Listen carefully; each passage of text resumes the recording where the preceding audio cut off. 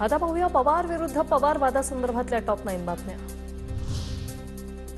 अजित पवारांची भूमिका पटली नाही, वयस्कर माणसाची किंमत करत नाही। बारामतीत अजित पवारांचे सख्खे भाऊ श्रीनिवास पवार यांची अजित पवारांविरोधात भूमिका।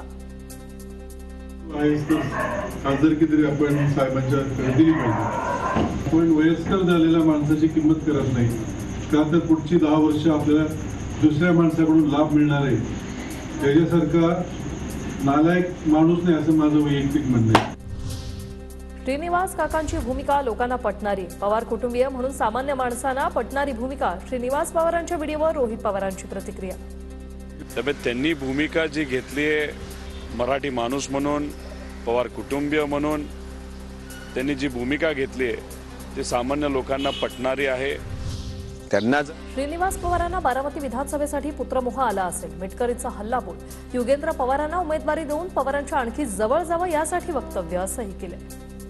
त्यांना जर बारामती विधानसभेमध्ये पुत्रमोह आला असेल की त्यांचे पुत्र युगेंद्र पवार यांना उभं करावं आणि पवार साहेबांच्या आणखी जवळ जावं, हे श्रीनिवास बापू पवारांचं अत्यंत चुकीचं आणि वैफल्यग्रस्त विधान आहे।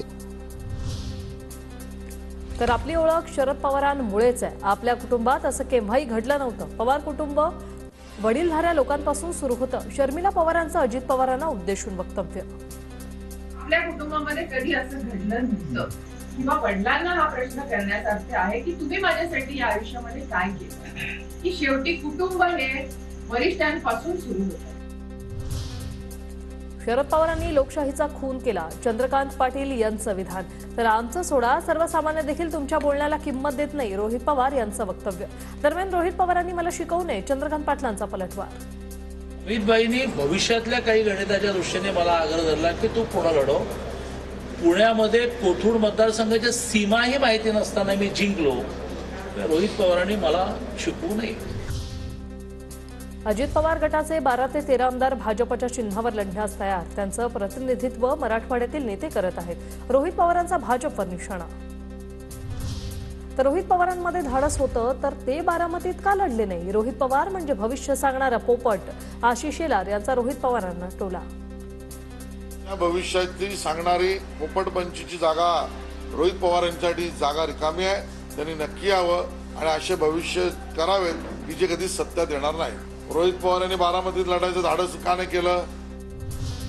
शरद पवारांना पराभूत करण्याचा बोलघेवडेपणा थांबावा, नाहीतर ऑक्टोबर 2024 मध्ये कोथरूडकर पार्सल पाठवून देतील।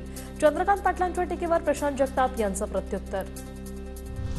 सुनेत्रा पवारांचा बारामती लोकसभा मतदारसंघाचा दौरा सुरू। सुनेत्रा पवारांच्या हवेली तालुक्यातील गावांना भेटीगाठी, अनेक ठिकाणी आज महिला मेळावे आणि बैठका।